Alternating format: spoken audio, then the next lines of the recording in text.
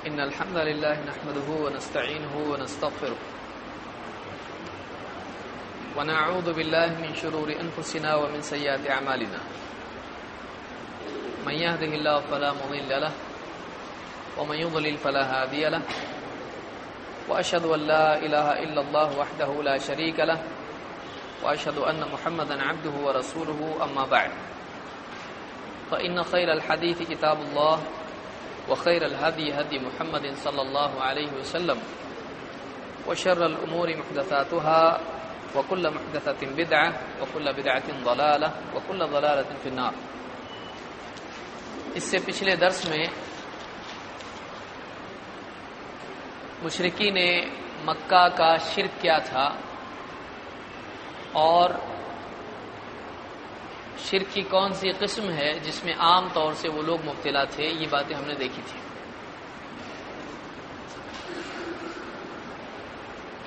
آج کے درس میں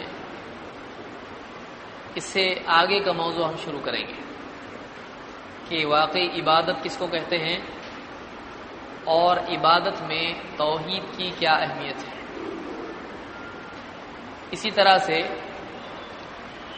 اللہ کے ناموں اور اس کی صفات میں توحید، جس کو ہم توحید اسماء و صفات کہتے ہیں، یہ کیا ہے، اور اس میں 4 چیزیں جس کو الحاد کہا جاتا ہے وہ کیا ہے ہم دیکھیں گے. چونکہ تھوڑا سا علمی موضوع ہے اس لیے آپ تھوڑا اچھی طرح سے اگر دھیان دیں گے آپ کو سمجھ میں آئے گا. اس سے پہلے کہ ہم اپنا اصل موضوع شروع کریں، آپ کو یہ بتانا ضروری ہے کہ اس مہینے کے آخری جمعہ کو آپ لوگوں کا امتحان ہوگا. کتنی تاریخ آ رہی ہے؟ 29 اور آج کتنی ہے؟ 8 ہے. تو 29 تاریخ کو انشاءاللہ آپ لوگوں کا امتحان ہوگا.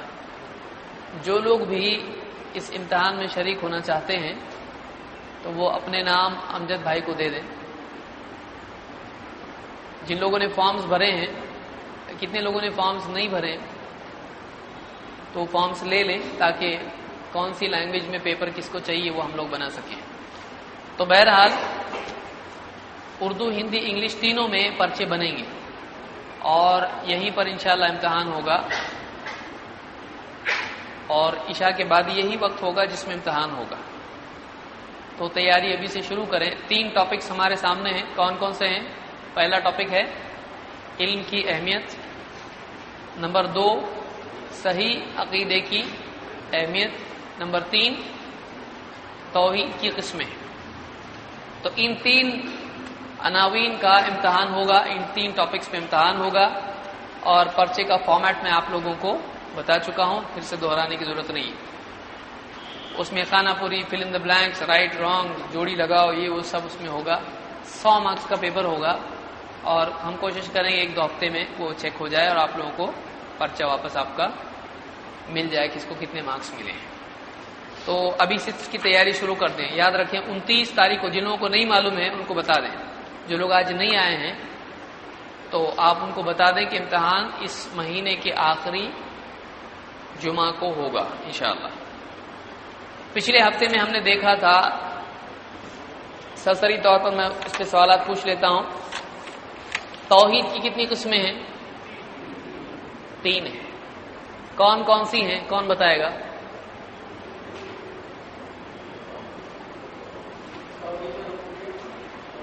جی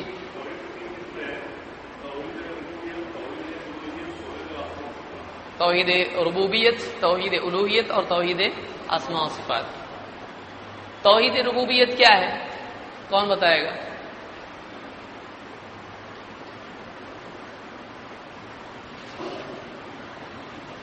بتائیں.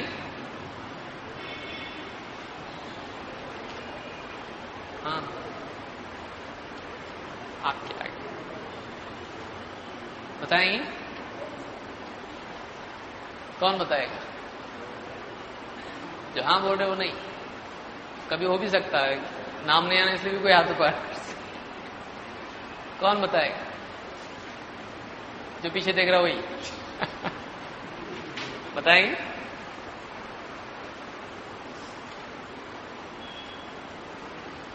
آپ بتائیں گے توحید ربوبیت کیا ہے؟ توحید ربوبیت نہیں معلوم؟ واپس سے پڑھو.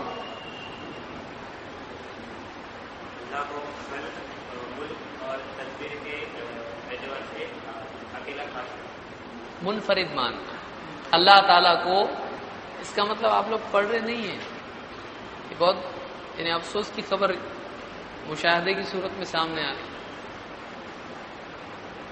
پڑھائی کرنا چاہیے. امتحان کے لیے مت پڑھیے، دعوت کے لیے پڑھیے، کیونکہ یہ امتحان ایک بار کا ہے، دعوت کا امتحان زندگی بھر کا ہے. تو اس کے لیے تیاری ضروری ہے اس کی. جو بھی ہم پڑھ رہے ہیں یہاں پر آپ اس کو سنیں گے، اس کو سمجھنے کی کوشش کریں گے. اس کو نہیں سمجھتا ہے آپ لوگ پوچھ سکتے ہیں، یہ سمجھ میں نہیں آیا نوٹس میں، آپ فون کر کے پوچھیے، یا کہیں ملاقات ہو تو پوچھیے، کسی سے بھی پوچھیے. کیونکہ یہ ایسا نہیں کہ صرف یہاں ہے، دنیا بھر کے کسی بھی عالم کو آپ پوچھیں تو وہ آپ کو وہی جواب دے گا، کوئی نیا جواب نہیں دے گا. آپ کسی سے بھی پوچھ سکتے ہیں. توحید ربوبیت کے معنی یہ ہے کہ اللہ تعالیٰ کو خلق، ملک اور تدبیر کے اعتبار سے منفرد ماننا. یعنی کون بولے گا آسان الفاظ میں اس کو؟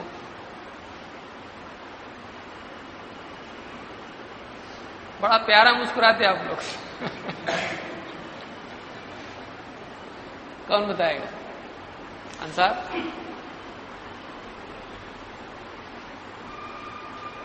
پیچھے سے آپ بتائیں.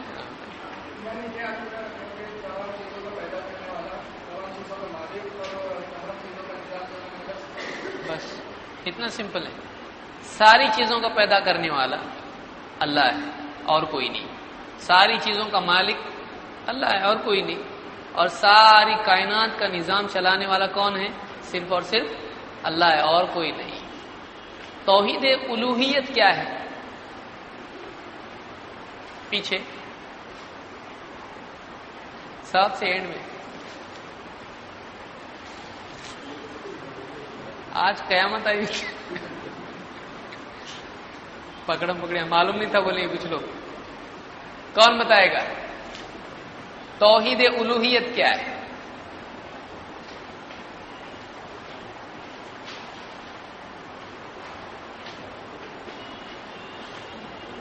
یہاں سے کون بتائے گا؟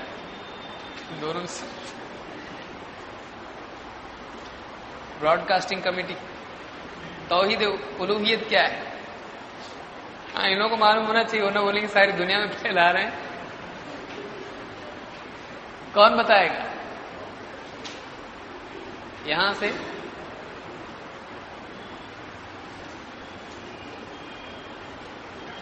توحید الوہیت آپ پڑھیں گے برابر اگلی مرتبہ.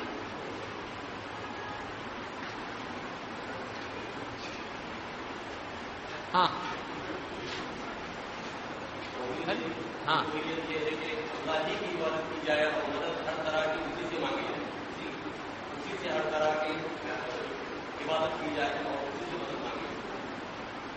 صحیح ہے. اور کون بتائے گا توحید الوہیت کیا ہے؟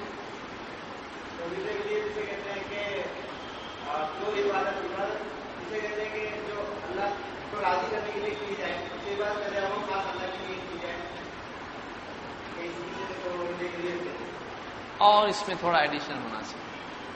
صاف اکثر ایک دم کرسٹل کلیئر ایک دم ایکسپلینیشن ہونا چاہیے. ہاں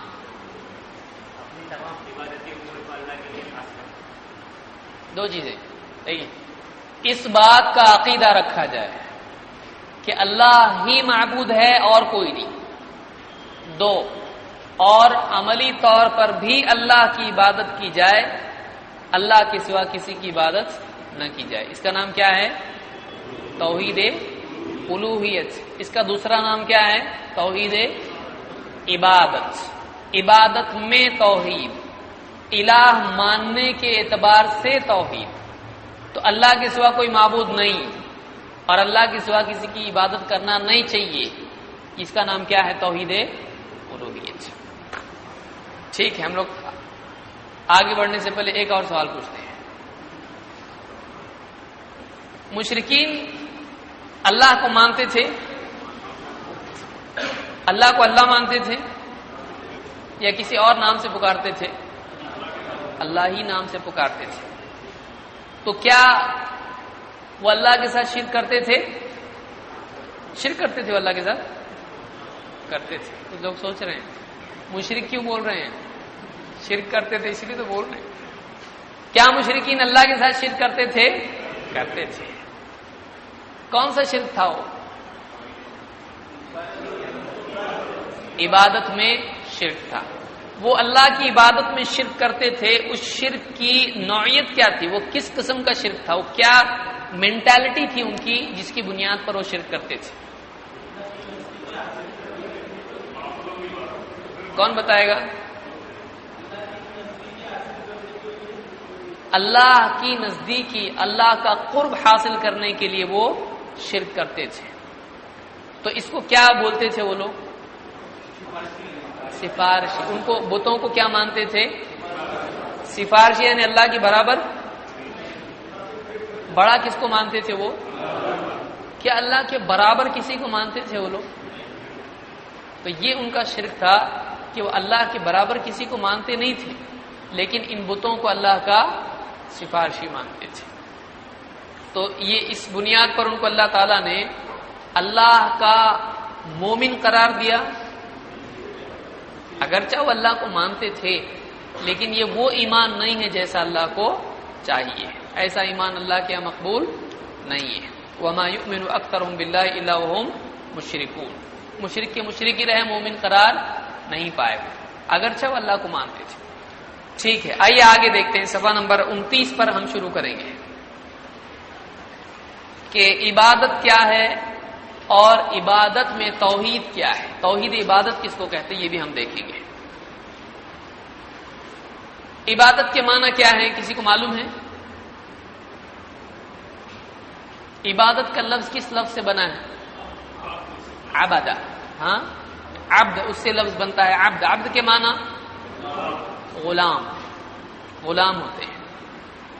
عبادت قرآن کریم میں یہ لفظ کئی جگہوں پر آیا ہے، بہت زیادہ جگہوں پر یہ آیا ہے، جن میں سے ایک آیت بطور مثال ہم دیکھیں گے جس میں اللہ تعالیٰ نے عبادت کا لفظ ذکر کیا ہے.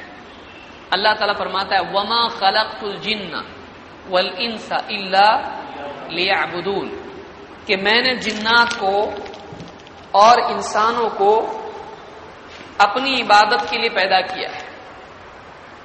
وَمَا خَلَقْتُ الْجِنَّ وَالْإِنسَ إِلَّا لِيَعْبُدُونَ.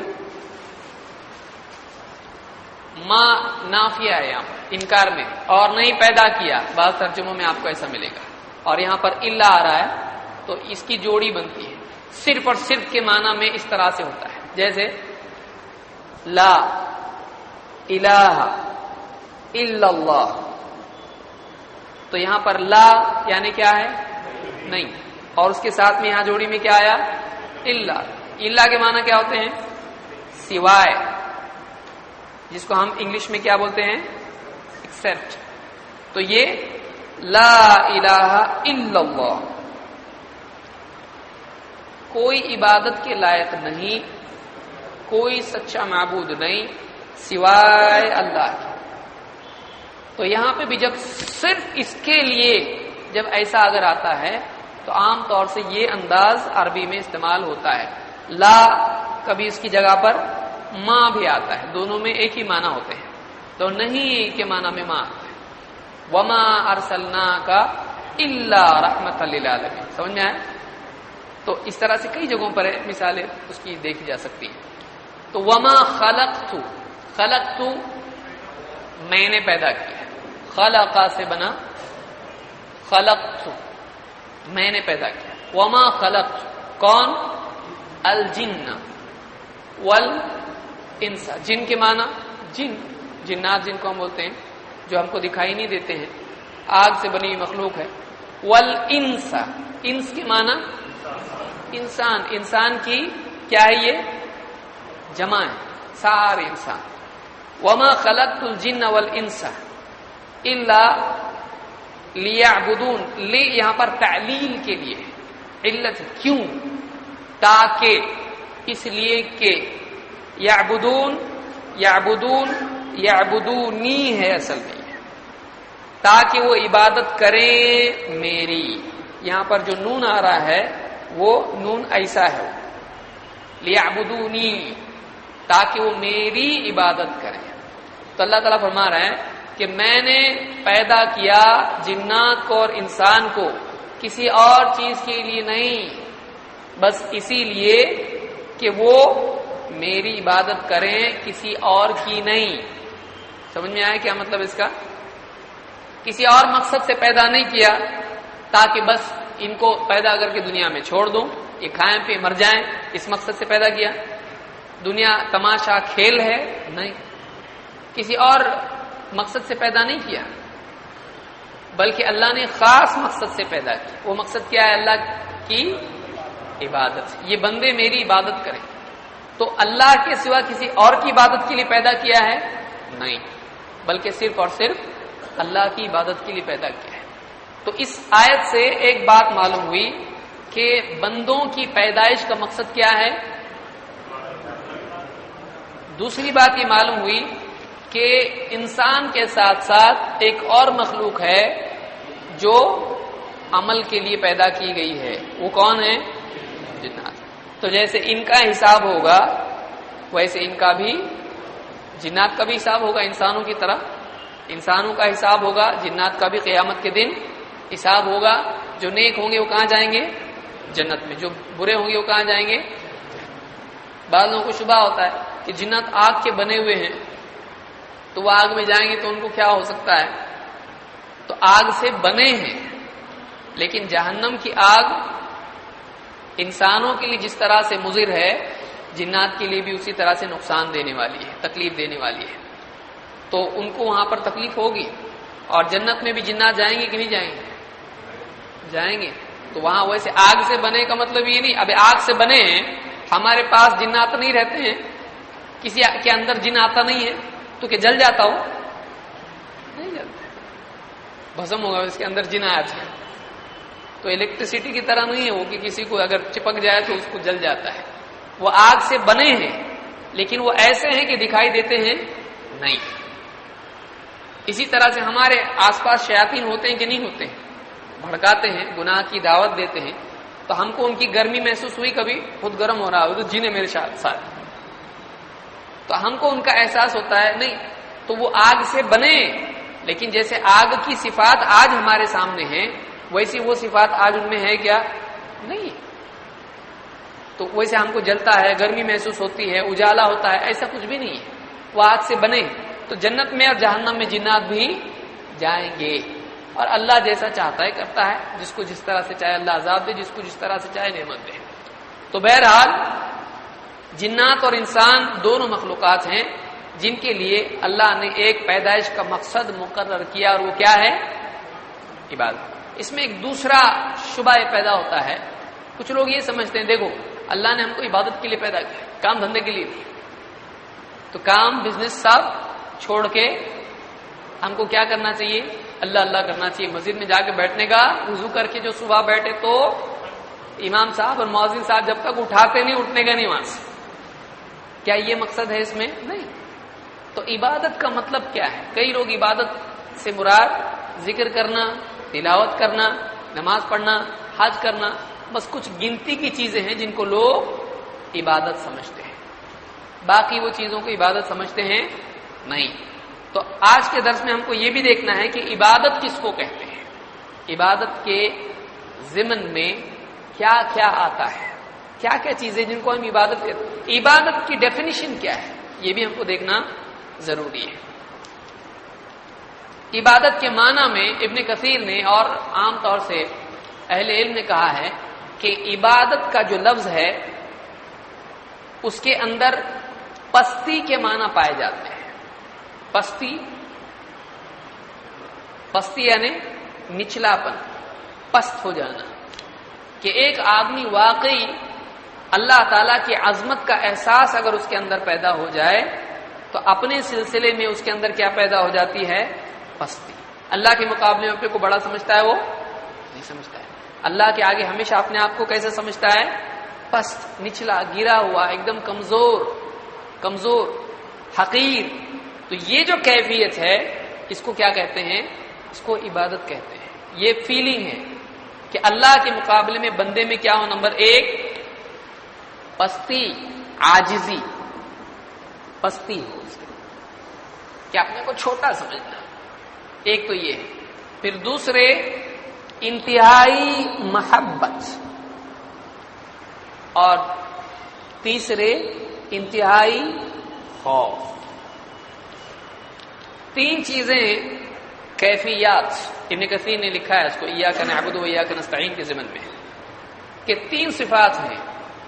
یہ 3 چیزیں جب انسان کے دل میں جمع ہو جاتی ہیں تو اس فیلنگ کا نام عبادت ہے. اس لیے کہ عبادت اب ہمیں کرنے والا ہے، لیکن اندر ایک کیفیت ہے، وہ اصل ہے عبادت کی. ایک آدمی نماز پڑھ رہا ہے لیکن دھیان نہیں ہے، اس کو چاہتا بھی نہیں، وہ زبردستی کوئی بول کے پڑھ رہا ہو، تو کیا عبادت ہے؟ نہیں. عبادت کے اندر اگر کیفیت نہیں ہے تو وہ عبادت نہیں بنی، وہ تو جسمانی ایکسرسائز ہو گئی. ایک آدمی اگر روزہ رکھ رہا ہے اور مقصد اس کا بس ویٹ کم کرنا ہے تو کیا عبادت ہے؟ نہیں ہے. عبادت نہیں ہے. یہ ڈائٹنگ بولی جا سکتا ہے، اس کو ڈائٹنگ بول سکتے ہیں. تو عبادت کی وہ کیفیات کیا ہیں؟ تو 3 چیزیں علماء نے ذکر کی ہیں. یہ 3 چیزیں جب کمال درجے میں جمع ہو جائیں تو عبادت کا مغز ہے. یہ کیا چیزیں؟ وہ نمبر 1 جس کو خشیت یا خشوع بھی کہا جا سکتا ہے، اس کو خشوع یا خشیہ، کہ تعظیم اللہ کی، خشوع، عاجزی، اپنے کو چھوٹا ماننا، اللہ کو بڑا ماننا. نمبر 1 خشوع، آپ اس کو کہیں اللہ کی تعظیم، ادب، احترام. نمبر 2 انتہائی درجے کی محبت. نمبر 3 انتہائی درجے کا خوف، اللہ سے ڈر. یہ 3 چیزیں جب جمع ہوتی ہیں تو ان تینوں چیزوں کے جمع ہونے سے جو کیفیت بنتی ہے وہ عبادت کا مغز ہے، اصل ہے. وہ سمجھ میں آیا؟ کتنی چیزیں؟ 3. عبادت میں اصل کیفیت جو ہے وہ کیا چیزیں ہیں؟ 3 چیزیں. نمبر 1 خشوع، عاجزی، پستی. خشوع عربی کا لفظ ہے اس کے. عاجزی، ہم کچھ بھی نہیں، اللہ بڑا ہے، اللہ سب کچھ کر سکتا ہے. پستی، ہم چھوٹے ہیں، اللہ بڑا ہے، اس کو خشوع کہتے ہیں. نمبر 2 انتہائی محبت، اور نمبر 3 انتہائی خوف. یہ 3 چیزیں ہیں جو عبادت کی، جس کو آپ کہیں گے کہ بنیاد ہے. عبادت کی کیا ہے؟ بنیاد ہے. ابن تیمیہ رحمۃ اللہ علیہ نے ٹیکنیکلی قرآن و سنت کی ساری باتوں کو جمع کر کے اس کی ڈیفینیشن بیان کرنے کی کوشش کی ہے. کہتے ہیں العبادہ اسم جامع. عبادت کیا ہے؟ ایک جامع لفظ ہے. لکل ما یحبہ اللہ ویرضاہ. العبادہ اسم جامع لکل ما یحبہ اللہ ویرضاہ من الاقوال والاعمال یا افعال الظاہرہ والباطنہ.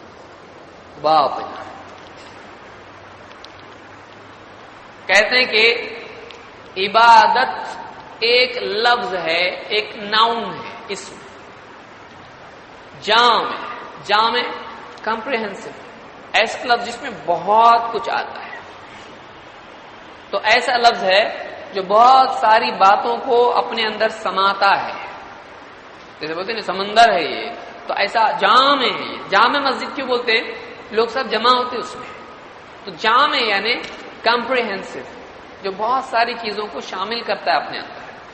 العبادہ اسم جامع، اس میں کیا کیا سماتا ہے، کیا آتا ہے؟ لکل ما یحبہ اللہ ویرضاہ.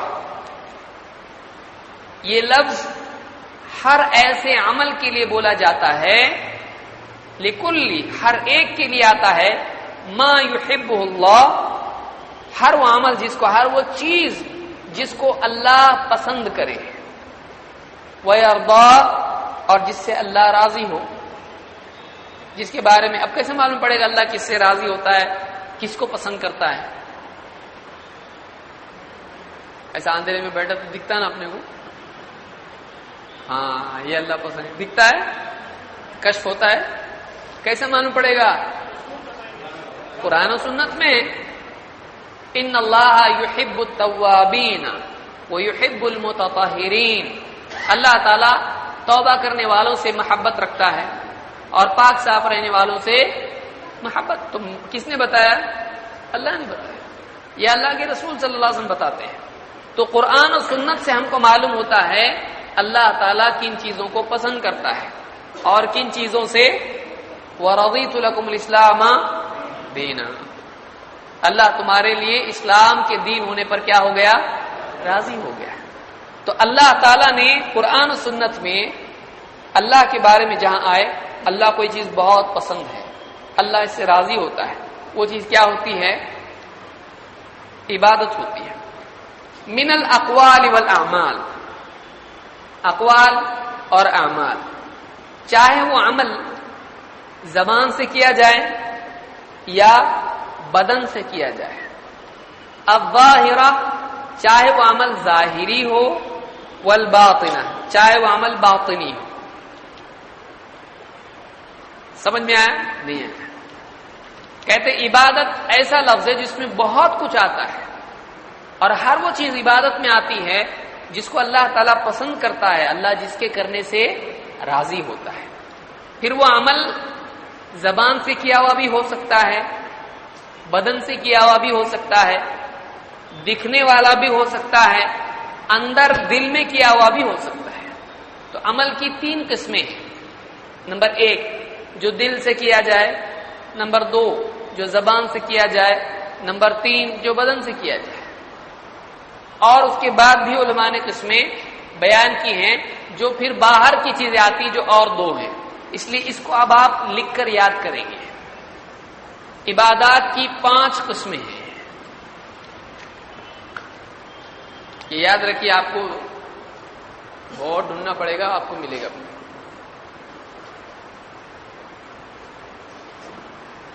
عبادات کی 5 قسمیں نمبر 1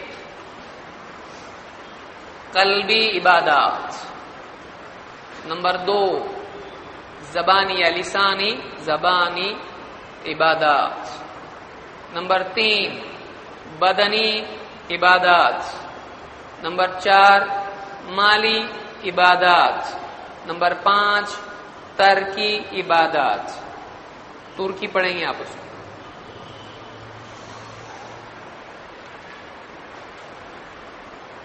اس کو سمجھنے کی کوشش کرتے ہیں 5 قسمیں اندر سے شروع ہونے کا دل پھر زبان پھر بدن پھر مال پھر ترکی کیا کیا آپ دیکھیں گے دل سے کی جانے والی قلبی دل سے کی جانے والی عبادات کی مثال کیا کیا ہے کیا چیزیں اللہ کو بہت پسند ہے سب سے بڑی چیز کیا ہے قلبی عبادات میں ذکر ہے ایمان سب سے بڑی چیز اللہ کو کیا چاہیے ایمان اور ذکر ہے اللہ کو یاد کرنا نمبر 2 3 اور چلیے دیکھتے ہیں کتنی عبادت اپنے کو معلوم ہے اور خوف یقین محبت اخلاص اچھی نیت اخلاص تقوی یعنی ڈر اور شکر توبہ یعنی دل کا اللہ کی طرف انابہ جس کو کہتے ہیں صبر استحضار ذکر میں آتا پہلا تھا خشوع اور کیا چیز توبہ ہو گیا یہیں سے آواز آئی تھی توبہ کی امید جس کے لیے عربی میں لفظ کیا ہے رجا اور یقین 2 بار ہے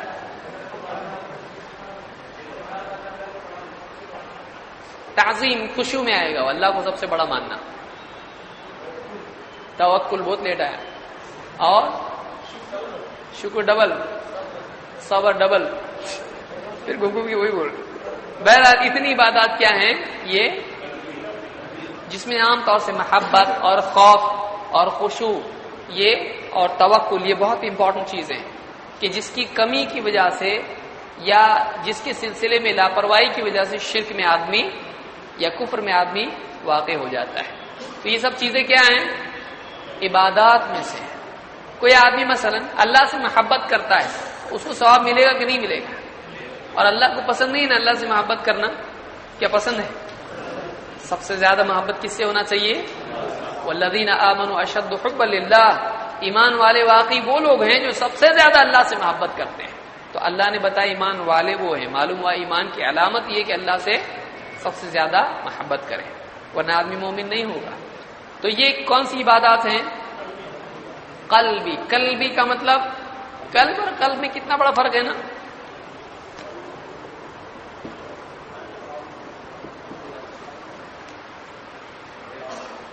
قلب اور قلب میں فرق ہے، بہت بڑا فرق ہے۔ قلب کے معنی کیا ہے؟ نقطے والا قلب، قاف قلم کا دل، اور قلب کاف ڈنڈی والا کتا، یہی معنی ہے اس کا۔ تو قلب کے معنی ہے کتا، بولنے کو بھی اچھا نہیں لگتا ہے، اور یہ قلب یعنی دل۔ تو تجوید کی بھی آپ مشق کریں، جو بھی یعنی علماء ہیں ان سے آپ تجوید سیکھیں، ضروری۔ نماز میں کیا پڑھ رہے آدمی کو معلوم ہونا چاہیے، کچھ کا کچھ اگر تجوید نہیں آتی پڑھ لیا تو اچھی چیز نہیں ہے، کیوں ہم غلط پڑھیں؟ تو قلبی عبادات۔ نمبر 2 زبانی عبادات، مثال کے طور پر اللہ کا ذکر، تلاوت، اور اچھی نصیحت کرنا، اور دعوت، ہاں نماز میں اذکار جو بھی پڑھتے ہیں، اور جی بھلائی کا حکم دینا، بھلائی کا حکم دینا 4-5 بار ہے۔ علم حاصل کرنا، قول سدید، صحیح بات کرنا لوگوں سے، یا اچھی نرم بات کرنا، یہ سب اس میں آئے گا، اسی میں آئے گا۔ اذان آئے گا کہ نہیں آئے گا؟ لبیک اللہم لبیک آئے گا اس کے اندر، اقامت آئے گا اس کے اندر، کسی کو راستہ بتانا، قرآن پڑھنا اور سکھانا اسی میں آئے گا، تعلیم دینا جس کو ہم بول سکتے ہیں، سلام اس میں آئے گا۔ سلام عبادت میں ہے کہ نہیں؟ حدیث میں سلام اللہ کے ناموں میں سے ہے، تو جو سلام ہے افشوا السلام بینکم، دعا دینا، دعا کرنا یہ بھی کیا ہوگا؟ عبادات میں سے آئے گا۔ بلکہ دعا کے بارے میں حدیث میں ہے الدعاء هو العبادہ، دعائیں عبادت ہے، یعنی عبادت کی اصل دعا ہے۔ تو بہرحال یہ زبانی عبادت۔ بدنی عبادات، نماز میں رکوع، سجدہ، قیام اور ساری حالتیں اس کی، اور حج کے اندر سعی کرنا، طواف کرنا، روزہ، علم کے لیے سفر کرنا، ماں باپ کی خدمت کرنا، اللہ کی راہ میں جہاد کرنا، وہ بھی عبادات میں سے ہے، اور راہ سے کانٹا پتھر ہٹا دینا یہ بھی عبادات میں سے ہے، اور مریض کی عیادت کرنا، یعنی چل کے جانا، سارے کام جو ہے کیا ہے؟ عبادات میں سے آئیں گے، بدنی عبادات میں سے آئیں گے۔ مالی عبادات، صدقہ دینا، زکوٰۃ دینا، اور خرچ دین کے لیے جو بھی ہے کرنا، غریبوں کو کھانا کھلانا، بھوکے کو پیاسے کو کھلانا پلانا، یتیم بیوہ، اللہ کا گھر بنانے میں خرچ کرنا۔ تو دین کے لیے جتنے یا مسلمانوں کے لیے جتنے خرچ ہیں وہ سب کے سب کیا ہوں گے؟ مالی عبادات میں آئیں گے۔ ترکی عبادت کیا ہے؟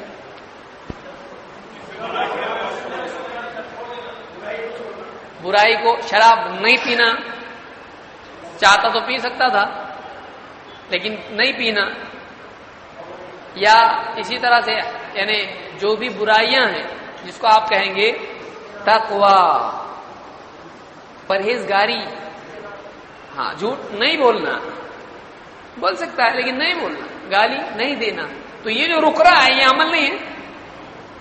زبان تک بات آئی غلط، لیکن پھر کیا کیا، نکل لیا اس کو واپس. تو یہ عمل اس نے نہیں کیا نا، اس نے عمل کچھ تو کیا اس نے ایسا. تو یہ کیا ہے، یہ رکنا ہے، برائیوں سے رکنا، برائیوں سے رکنا. اس پر بھی اس کو کیا ملے گا، ثواب ملے گا. تو ترک عبادات ہے، جیسے مثلا کوئی آدمی روزہ ہے، روزے میں کھانا پینا اور بیوی سے صحبت چھوڑنا، تو کیا کر رہا ہے، یہ ترک کر رہا ہے. نماز میں جیسے بات نہیں کرنا، یہ بھی کیا ہے، چھوڑ رہا ہے. وہ نماز میں کوئی کھلائے گا تو کھائے گا، ہاں ذرا ٹھہر دے، ہاں دیکھتا ہوں. تو اللہ کے لیے بطور تعبد چھوڑنا، عبادت کے طور پر کسی چیز کو چھوڑنا، اس کو کیا کہیں گے. جیسے مثال کے طور پر لوگ اعتکاف میں ہوتے ہیں، تو اعتکاف میں وہ کیا کرتے ہیں، باہر جاتے ہیں، نہیں جاتے ہیں، اور زیادہ بات چیت کرتے ہیں. کیوں کرتے ہیں ایسا، بطور تعبد، عبادت کے اعتبار سے کہ ہم کو نہیں کرنا ہے، باہر نہیں جانا ہے، ہم کو مسجد پکڑ کے بیٹھنا ہے. یہ اور بات ہے کہ بہت سارے بیچارے مسجد کا پریمیسس پکڑ کے بیٹھتے ہیں، مسجد سے زیادہ. اللہ تعالیٰ حفاظت فرمائے. اعتکاف والے کا اعتکاف بھی ٹوٹ جاتا ہے اگر وہ بے وجہ مسجد سے باہر چلا جائے، صحیح نہیں ہوتا اعتکاف، یہ بھی خیال رکھنا چاہیے. تو ترک عبادات کا مطلب یہ ہے کہ ایک آدمی اللہ کے حکم کی وجہ سے کسی چیز کو کیا کرے، چھوڑ دے، نہیں کرے، اس کو کہتے ہیں ترک عبادت. اس میں عبادات میں علماء نے ان ساری عبادات کو 2 حصوں میں بانٹا ہے، اس کو بھی یاد رکھیے. اب یہ ساری 5 قسمیں یاد رہیں گی سب کو، دل، زبان، بدن، مال اور چھوڑ دو، یہ 5 قسمیں ہیں. اس میں علماء نے عبادات کو 2 قسم کی عبادات میں بانٹا ہے. ایک ہے عبادت محضہ، ایک ہے عبادت غیر محضہ. یہ کیا ہے، بڑے بڑے نام آ رہے ہیں، آپ کو نام یاد نہ رہے تو آپ بات یاد رکھیں. عبادت محضہ کون سی ہے، دیکھیے مثال کے طور پر 2 چیزیں بتاتا ہوں آپ کو. اللہ تعالیٰ سے دعا ہم کریں، نماز پڑھیں، اللہ خوش ہوتا ہے کہ ناراض ہوتا ہے، خوش ہوتا ہے. تو یہ کیا ہوئی، عبادت. اور والدین کی، جیسے والدین کی خدمت کریں گے تو اللہ تعالیٰ، لیکن ایک خاص فرق ہے نماز میں اور والدین کی خدمت میں. وہ کیا ہے، ہاں اچھا صحیح، ہاں ہاں والدین کو راضی کرنے کے لیے. سمجھ میں آ رہی، فرق سمجھ میں آ رہا کہ دعا مانگنے میں، نماز پڑھنے میں ڈائریکشن یا رخ کسی اور کی طرف ہے، تو اللہ اور بندے کے بیچ میں تیسرا کوئی ہے. لیکن والدین کی خدمت، غریبوں کو کھلانا پلانا، یتیم کی پرورش کرنا، کسی کو دین سکھانا، اس میں ایک تیسرا کوئی ہے. سمجھ میں آ رہا ہے. تو ایسی عبادات جن میں اللہ اور بندے کے درمیان کوئی نہیں ہے، وہ صرف ایسا عمل ہے، دعا کرنا، ذکر کرنا، نماز پڑھنا، روزہ رکھنا، بندہ اور اللہ، بس تیسرا کوئی نہیں. تو ان عبادات کو، اس طرح کی عبادات کو، اعمال کو کیا بولتے ہیں، عبادت محض، محض عبادت ہے. ایک صرف عبادت ہی ہو. لیکن دوسری قسمیں کیا ہیں، جن میں خیرات کرنا، کھانا کھلانا، کسی کو رستہ بتانا، کسی کے بچوں کی پرورش کرنا. اگرچہ یہ عمل اللہ اس کو پسند کرتا ہے، لیکن اس میں رخ، دھیان کس کی طرف ہوتا ہے، بندوں کی طرف ہوتا ہے. یہ بندوں کو ہم کچھ تو کر رہے ہیں تاکہ اللہ تعالیٰ راضی ہو. سمجھ میں آیا فرق؟ یہ فرق دونوں میں ہے. یہ تو عبادت محضہ ہے اور عبادت غیر محضہ ہے. جو شرک جو ہوتا ہے وہ اکثر کن میں ہوتا ہے، عبادت محضہ میں ہوتا ہے. غیر محضہ میں ہوتا ہے کہ اس میں ہوتا، اس میں زیادہ ہوتا ہے. درگاہوں پہ لوگ جا رہے ہیں تو وہ دعا کس سے کر رہے ہیں، ان سے کر رہے ہیں. تو یہ جو ہے یہ زیادہ سیریس اور سینسیٹیو ہے، اس میں اکثر شرک ہوتا ہے. یہاں پر عام طور سے کون سا شرک ہوتا ہے؟ چھوٹا شرک ہوتا ہے. یعنی ماں آپ کی خدمت کر رہا ہے کچھ تو جھکتا ان کے آگے سجدہ کرتا، کسی کو کچھ پڑھا رہا ہے یا کوئی کسی کی یتیم کو کچھ کر رہا ہے تو کیا اس سے دعا مانگتا؟ نہیں. اس میں اکثر کون سا شرک ہوتا ہے؟ شرک اصغر، شرک خفی، جس کو ہم کیا بولتے ہیں؟ دکھاوا. صدقہ دے رہا ہے آدمی، پورا فوٹو نکالے کہ نہیں نکالے؟ نکالے، ہاں ٹھیک ہے، لاؤ پیسے واپس. تو عام طور سے اس طرح کے جو کام ہوتے ہیں مخلوق کی خدمت کے، تو اس میں ریاکاری ہوتی ہے عام طور سے. لیکن اس میں عام طور سے شرک اکبر آ پاتا ہے نہیں. ہو سکتا ہے کوئی اس کے لیے بھی کرے، کوئی آدمی مستقل یعنی مخلوق ہی کی رضا کے لیے اس طرح سے کرے تو ہو سکتا ہے شرک اکبر بھی ہو. لیکن عام طور سے اس میں کیا ہوتا ہے؟ شرک اصغر ہوتا ہے. لیکن یہاں پر دعا ہے یا قربانی ہے یا اسی طرح سے روزہ ہے یا اس طرح کی جتنی چیزیں ہیں، اس میں کیا ہوتا ہے؟ چونکہ تیسرا کوئی داعیہ یا تیسرا کوئی مخلوق وغیرہ کچھ ہے ہی نہیں اس کے اندر، تو اس میں عام طور سے کون سا شرک آتا ہے؟ اکثر شرک اکبر بھی آتا ہے اور اصغر بھی آ سکتا ہے. لیکن اکبر کے چانسز کس میں زیادہ ہیں؟ اس میں زیادہ ہوتا ہے، اس میں اصغر ہوتا ہے. تو یہ عبادت کے بارے میں بات یاد رکھیں گے. ٹھیک ہے. الہ کے معنی کیا ہے؟ الہ جسے ہم لا الہ الا اللہ کہتے ہیں. الہ کے معنی جس کی عبادت کی جائے اس کو کیا کہتے ہیں؟ الہ. اس اعتبار سے الہ سچا اور جھوٹا دونوں ہو سکتے ہیں. بات صحیح ہے یا غلط ہے؟ صحیح ہے. کیسے صحیح ہے؟ جھوٹا الہ ہو سکتا ہے؟ جھوٹا الہ ہو سکتا ہے کہ نہیں ہو سکتا ہے؟ ہو سکتا ہے. اچھا آپ بتائیے کہ جو بتوں کی عبادت ہو رہی ہے یہ کیا ہے؟ سچی الہ ہے؟ جھوٹے الہ ہے. جھوٹے الہ ہے یعنی ان کو لوگوں نے الہ بنایا. کیا وہ الہ معبود بننے کا حق رکھتے ہیں؟ جھوٹے ہیں تو وہ جھوٹے معبود ہیں. قرآن کریم میں اللہ تعالیٰ فرماتا ہے وَمَا أَرْسَلْنَا مِن قَبْلِكَ مِن رَّسُولٍ إِلَّا نُوحِي إِلَيْهِ أَنَّهُ لَا إِلَٰهَ إِلَّا أَنَا فَاعْبُدُونِ. الہ وہ ہے جس کی عبادت کی جائے. اس اعتبار سے واقعی سچا الہ کون ہے؟ اللہ ہے. اور اللہ کے سوا جتنے جن کی عبادت کی جاتی ہے وہ سب کے سب کیا ہیں؟ معبود ہیں؟ جھوٹے معبود ہیں. معبود بننے کے لائق نہیں ہے لیکن لوگوں نے ان کو کیا کر دیا ہے؟ معبود بنا دیا ہے. اللہ تعالیٰ فرمایا کہ وما ارسلنا من قبلک من رسول، ہم نے جو بھی رسول آپ سے پہلے بھیجا الا نوحی الیہ، تو اس کی طرف یہ وحی ہم نے بھیجی انہ لا الہ الا انا، کہ میرے سوا کوئی عبادت کے لائق نہیں، میرے سوا کوئی الہ نہیں، فاعبدون، تو تم میری عبادت کرو. معلوم ہوا الہ اس کو کہتے ہیں جس کی عبادت کی جائے. تو اللہ ہی حقدار ہے عبادتوں کا، اس لیے کہ اللہ ہی ہمارا رب ہے. جو رب نہیں وہ معبود بن سکتا ہے؟ نہیں بن سکتا ہے. عبادات کے سلسلے میں بعض لوگ یہ سمجھتے ہیں کہ ہم اللہ کی عبادت کرتے ہیں، دیکھو ہم نماز پڑھتے ہیں، روزہ رکھتے ہیں، سب کچھ کرتے ہیں، ہم بھلا کیسے شرک میں مبتلا ہیں. تو یاد رکھیے کہ اللہ کی عبادت کرتے کرتے آدمی شرک میں جا سکتا ہے. ضروری نہیں ہے کہ اللہ کو چھوڑ کے جو بتوں کی عبادت کرے وہ شرک کر رہا ہے. لوگ کیا سمجھتے ہیں؟ ہم اللہ کو مانتے ہیں، ہم کیسے شرک کر رہے ہیں؟ اللہ کو ماننے والا بھی شرک کر سکتا ہے. اسی لیے اللہ تعالیٰ نے کیا فرمایا؟ وَاعْبُدُوا اللَّهَ وَلَا تُشْرِكُوا بِهِ شَيْئًا. یعنی ایک آدمی اللہ کی عبادت کر رہا ہے اور اللہ کی عبادت کے ساتھ بت کی بھی عبادت کر رہا ہے، قبر کی بھی عبادت کر رہا ہے، جن اور پری کی بھی عبادت کر رہا ہے، خیالی کسی معبود کی عبادت کر رہا ہے، تو وہ یہ کہہ سکتا ہے کہ میں اللہ کی عبادت کرنے والا ہوں؟ نہیں. اگرچہ وہ اللہ کی عبادت کر رہا ہے لیکن کیا اللہ کو ایسی عبادت چاہیے؟ نہیں. اللہ کو کیسی عبادت چاہیے؟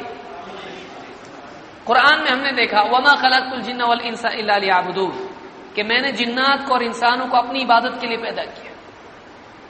تو کیا اس کا یہ مطلب ہے کہ اللہ کی بھی عبادت کے لیے پیدا کیا ہے، اللہ ہی کی عبادت کے لیے پیدا کیا. اس سے معلوم ہوا اس آیت سے وَاعْبُدُوا اللَّهَ. دیکھیے اس میں دو چیزیں، ایک کرنے کا کام ہے، ایک نہیں کرنے کا کام ہے. اللہ نے کیا فرمایا؟ دو باتیں بیان کی. اللہ کی عبادت کرو، وَاعْبُدُوا اللَّهَ، اس کا مطلب کیا ہوا؟ اللہ کی عبادت کرو. وَلَا تُشْرِكُوا بِهِ شَيْئًا، اللہ کی عبادت کرو. اور دو باتیں یہاں پر ہیں.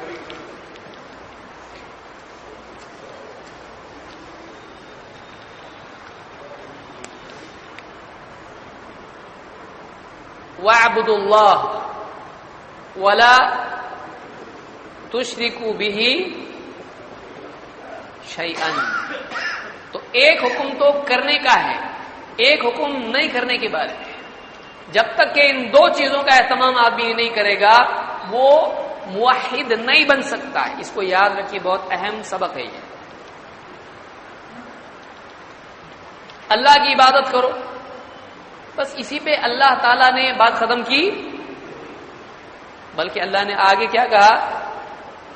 یہ حکم نمبر 1، یہ حکم نمبر 2، ان دونوں کو جب تک کہ آدمی جمع نہیں کر سکتا ہے وہ موحد نہیں بن سکتا ہے.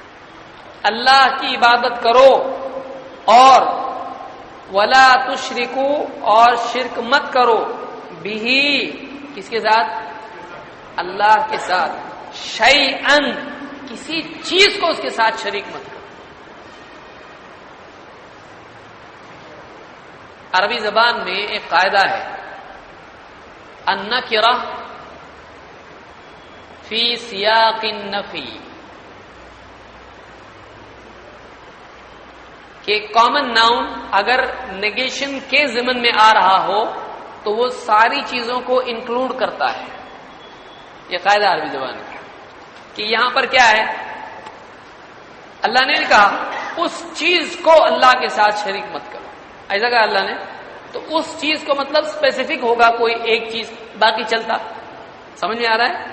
تو ڈیفینٹ کوئی چیز کے بارے میں ذکر ہو رہا ہے.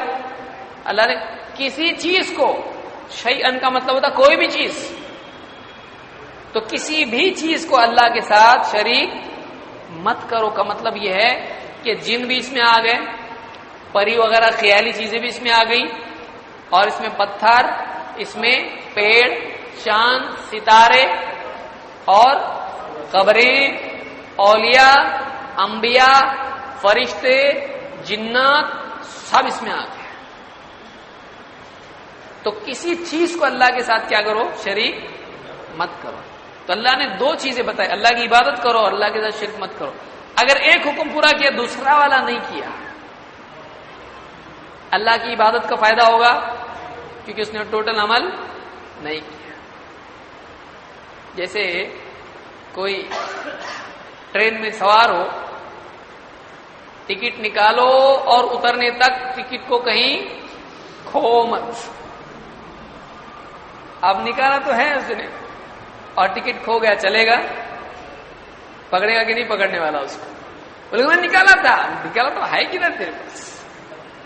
قسم سے نکالا تھا. ہے ٹھیک ہے، تیری قسم صحیح، تیرے پاس رکھو. ٹکٹ چاہیے، قسم چاہیے. تو ایک انسان کو جتنا کرنا چاہیے اتنا آدمی نہ کرے، فائدہ ہوتا ہے؟ نہیں ہوتا ہے. آدھا کرے تو فائدہ ہوگا. ایک آدمی گیا وزن کرنے کے لیے اور وہاں پہ لکھا 50 پیسے کے 2 سکے لیں، پھر کھڑے ہو جائیں اس کے اوپر، اس کے بعد 50 پیسے کا سکے ڈالیں دونوں ایک کے پیچھے اور تھوڑی دیر ٹھہریں، آپ کا وزن آئے گا. اب یہ گیا بولا تھوڑا اس میں کنسیشن ہے کہ نہیں دیکھیں گے. ایک سکہ ڈالا، دوسرا جیب میں ڈالا اور وہاں دعا کر رہا، آئے گا وزن؟ بولے ٹھیک ہے کوئی بات نہیں، ہم کو نہیں چاہیے، 50 پیسہ واپس لاؤ. دے گا واپس، 50 بھی گیا اور وزن بھی گیا. آدھا کام کرنے سے کام ہوگا؟ دونوں چیزیں پوری کرنی پڑیں گی. اللہ کی عبادت کرو اور اللہ کے ساتھ کسی کو شریک، کسی چیز کو اس کی عبادت میں شریک مت کرو. جب تک کہ دونوں کام نہیں کرے گا اس کی توحید صحیح ہے. اس لیے آپ دیکھیے ہم جو کلمہ پڑھتے ہیں وہ کیسا ہے؟ اللہ ہمارا معبود ہے، ایسا ہے؟ ایسا کیسا کلمہ اپنا کیسا ہے؟ لا الہ الا اللہ. دو ٹکڑے اس کے ہیں، ایک میں نفی ہے، دوسرے میں اثبات ہے. اس کو کیا بولتے ہیں؟ نفی. اس کو کیا بولتے ہیں؟ اثبات. اس کو ہم لوگ اپنی زبان میں آسانی سے کیا بولیں گے؟ ایک میں نہیں ہے، ایک میں ہاں ہے. لا الہ، کوئی معبود نہیں، اس میں کیا ہے؟ ہاں ہے کہ نہیں؟ نہیں، اس میں نفی ہے. الا اللہ، سوائے اللہ کے، اس میں ہاں ہے کہ نہ ہے؟ یہ اثبات اس کو بولتے ہیں. اثبات، نفی اور اثبات. کوئی آدمی بول دے لا الہ، کوئی معبود نہیں، یہ کیا ایمان ہے کہ کفر ہے؟ کفر ہے. یہ کوئی آدمی اتنا ہی بولتا کوئی الہ نہیں ہے، کوئی معبود نہیں، کوئی گاڈ نہیں ہے، یہ کیا ہو گیا؟ کفر ہو گیا. وہ کوئی آدمی بولا اللہ کے سوا، اللہ کے سوا، اللہ کے سوا، وہ بھی کیا ہے؟ کیا اللہ کے سوا کیا؟ تو کوئی مطلب ہے اس کا؟ کچھ بھی مطلب نہیں ہے اس کا. اللہ کے سوا مطلب بات مکمل ہے یہ؟ تو یہ بھی کوئی معنی نہیں رکھتا اور یہ کفریہ جملہ ہے. تو دونوں جب تک کہ جمع نہیں ہوتے ہیں، بات مکمل ہوتی ہے تو نہ سب کے لیے ہاں اللہ کے لیے، تب جا کے بات مکمل ہوتی ہے. اس لیے جب تک اللہ کے سوا جتنے معبود ہیں لوگوں نے بنا رکھے ہیں، ان کے معبود ہونے کا انکار آدمی نہیں کرتا ہے اور اللہ کے معبود ہونے کا اقرار آدمی نہیں کرتا ہے، تب تک کہ وہ صحیح معنوں میں مسلمان بنتا نہیں ہے، بلکہ مسلمان ہی نہیں بنتا ہے. سمجھا؟ تو مومن بننے کے لیے، موحد بننے کے لیے دو کام کرنے پڑیں گے. کام نمبر 1، سب کا انکار. اللہ کا بھی؟ تو سب میں کون آ رہا؟ سب معبودوں کا انکار. ذرا سوچ سمجھ کے بولو، سب میں کون آیا؟ اللہ کے سوا جس کو بھی لوگ معبود بناتے ہیں، جھوٹے معبود، اللہ کے سوا سب کے کس چیز کا انکار؟ معبود ہونے کا، سب کا انکار. اور نمبر 2، کام نمبر 2، اللہ کے معبود ہونے کا اقرار. جب تک یہ دو چیزیں آدمی نہیں کرتا ہے وہ مسلمان نہیں ہوتا. اور یہی بات اللہ کے نبی صلی اللہ علیہ وسلم نے حدیث میں کہی. آپ نے کیا کہا؟ من قال لا الہ الا اللہ. یہ امام مسلم نے اس روایت کو نقل کیا ہے، آپ کے نوٹس میں ہے، یہ پیج نمبر 30 پر 5 نمبر کے ضمن میں ہے. من قال لا الہ الا اللہ، جس نے لا الہ الا اللہ کا اقرار کیا، جس نے زبان سے کہا لا الہ الا اللہ. وَكَفَرَ بِمَا يُعْبَدُ مِن دُونِ اللَّهِ، اور کفر کیا ہر اس چیز کا جس کی اللہ کے سوا عبادت کی جاتی ہے. حرم مالہ ودمہ، اس کا مال اور اس کا خون حرام ہو جاتا ہے، یعنی چھیننا، ضائع کرنا حرام ہو جاتا ہے. اس کو جیسے جنگ میں اسلام کے دشمنوں کو قتل کر سکتے کہ نہیں کر سکتے؟ پکڑ ہوگی؟ نہیں، اسلام کا دشمن ہے، جنگ ہو رہی ہے، قتل کر سکتے. اور اس کو قتل کرنے کے بعد اس کی تلوار ڈھال مال غنیمت بنے گا کہ نہیں؟ تو اس کی جان اور اس کا مال جنگ میں مشرک اور کافر ہیں، جنگ ہو رہی ہے، تو اس میں اس کی جان اور مال محترم ہے نہیں ہے. قتل کیا جا سکتا ہے، عام حالات میں نہیں، لیکن جنگ میں قتل کیا جا سکتا ہے، اس کا مال لیا جا سکتا ہے، مال غنیمت. لیکن کوئی آدمی لا الہ الا اللہ کہے اور اللہ کے سوا جتنے معبود ہیں ان سب کا انکار کرے تو اس کی جان محترم اور اس کا مال بھی محترم. حرام ہو جاتا کا مطلب یہ نہیں کہ مسلمان ہو گیا اب کھلا رہو، حرام ہے تیرا کھانا. حدیث میں آیا اس کا جان اور اس کا مال دونوں بھی کیا؟ حرام. بولے نہیں کھا سکتے تیرا آگے، یہ سب حرام ہے، حدیث میں آیا. تو ایسا یہ مطلب نہیں، حرام یعنی اس کو ضائع کرنا حرام ہے. سمجھ میں آیا؟ اس کی جان، اس کا خون بہا سکتے نہیں، اس کا مال لوٹ سکتے نہیں. تو یہ جو ہے اس کا مال اور اس کی جان دونوں حرام ہو جاتے ہیں. وہ حساب ہوا علی اللہ، اور اس کا حساب اللہ پہ. یعنی کوئی یہ نہیں کہے زبان سے تو بول رہا، معلوم نہیں دل میں ہے کہ نہیں ہے، تو اس کا حساب کون لے گا؟ دل میں سچا تھا کہ جھوٹا تھا؟ اللہ لے گا۔ جنگ ہو رہی ہے، ایک آدمی کلمہ پڑھ لے جنگ کے میدان میں، کیا کریں گے؟ اس کو قتل کریں گے؟ چھوڑیں گے؟ چھوڑیں گے۔ یا یہ بولیں گے معلوم نہیں اندر کیا ہے، اس کا دل کھول کے دیکھیں گے اس کا، تو اس کے دل میں کیا ہے اللہ کو معلوم ہے۔ ہم اس کے مکلف ہیں، ہم ظاہر پر حکم لگائیں گے، ظاہر پر حکم لگایا جائے گا۔ تو اس حدیث میں اللہ کے نبی صلی اللہ علیہ وسلم نے دو کام کرنے والوں کو مسلمان قرار دیا۔ نمبر ایک، لا الہ الا اللہ کا اقرار، اس کے بعد کچھ بچ جاتا کیا؟ دوسرا کیا بچ جاتا؟ وَكَفَرَ بِمَا يُعْبَدُ مِن دُونِ اللَّهِ، انکار کرے کس کا؟ اللہ کے سوا جن کی بھی عبادت۔ اگر اللہ لا الہ الا اللہ کہتا ہے لیکن اللہ کے سوا جن کی عبادت کی جاتی انکار ان کا نہیں کرتا ہے تو کلمہ نفع دے گا؟ یہ بہت بڑی بات ہے، یاد رکھنے کی ہے۔ ایک آدمی کہے کہ لا الہ الا اللہ لیکن شیخ عبد القادر جیلانی بھی کام کرتے ہیں، ان کو بھی سجدہ کرنا چاہیے، ان کی قبر سے بھی مانگنا چاہیے، ان کے نام کی کندوری کرنا چاہیے، 11ویں منانا چاہیے، امام جعفر کے نام کا یہ کرنا چاہیے، فلانے بابا کی درگاہ پہ ناریل پھوڑنا چاہیے، وہاں پہ ناڑا باندھنا چاہیے، وہاں پہ نظر کر سکتے ہیں، وہاں پہ تعظیم سے جھک کے جا سکتے ہیں، سجدہ کر سکتے ہیں، الٹے پاؤں واپس آ سکتے ہیں۔ اگر ایسا مانتا ہے، اللہ کے سوا ان کو مانتا ہے، وہ عبادتی امور ان کے ساتھ کرتا ہے، تو کیا یہ نفع دے گا اس کو لا الہ الا اللہ؟ کیونکہ اس نے اللہ کے سوا جن کی عبادت کی جاتی ان کے معبود ہونے کا انکار نہیں کیا۔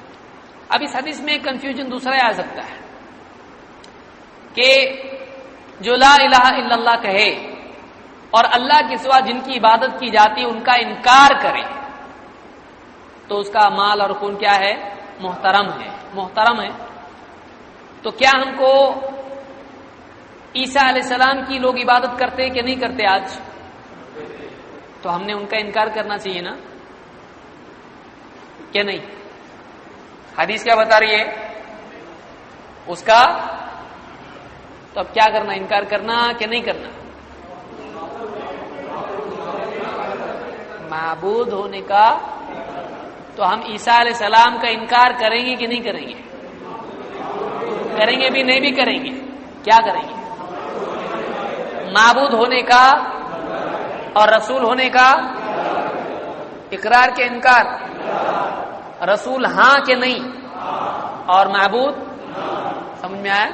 تو یہاں پر جو انکار کا حکم آیا ہے وہ کیا ہے؟ معبود ہونے کا انکار ہے، ورنہ یہ نہیں ہم بولے ہم مانتے نہیں، حدیث میں ان کا انکار کرو، ہم سارے ولیوں کا انکار کرتے ہیں، کریں گے ایسا نہیں۔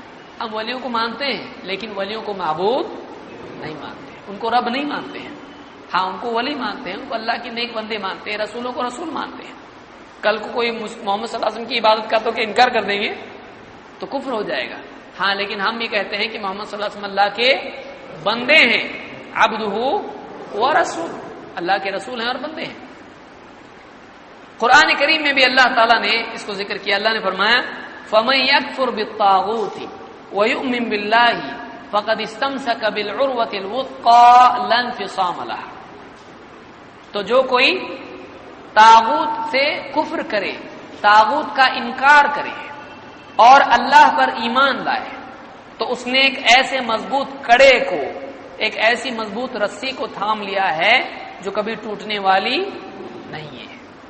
تو دو کام اللہ نے بھی بتائے، ایک کفر اور ایک ایمان۔ معلوم ہوا کہ ایمان میں کفر بھی کرنا پڑے گا کہ نہیں؟ کس سے کفر کرنا پڑے گا؟ اللہ کے سوا جن کی عبادت کی جاتی ہے ان کا انکار کرنا پڑے گا اور اللہ کا اقرار کرنا پڑے گا۔ انکار اور اقرار جب تک کہ جمع نہ ہو توحید صحیح نہیں ہوتی ہے۔ انکار اور اقرار جب تک کہ جمع نہ ہو توحید صحیح ہوتی ہے۔ یہ بہت بڑا لیسن ہے جس کو عام طور سے بہت سارے مسلمان نہیں جانتے ہیں۔ کتنے لوگوں تو کلمے کا مطلب ہی نہیں معلوم، لا الہ الا اللہ کے معنی ہی نہیں معلوم ہے۔ لا الہ الا اللہ کے معنی کیا ہے؟ کون بتائے گا؟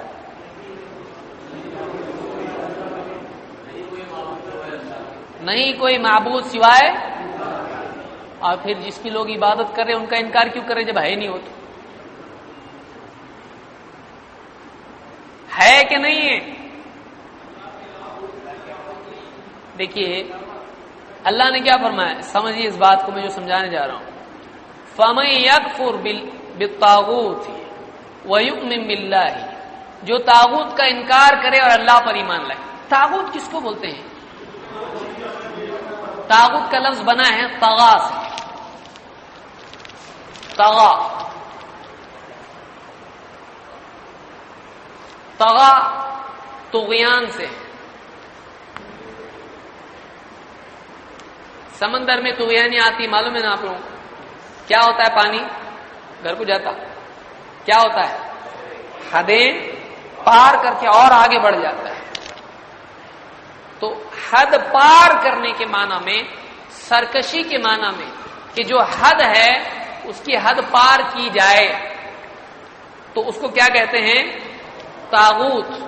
یہ تین چیزوں میں ہوتا ہے.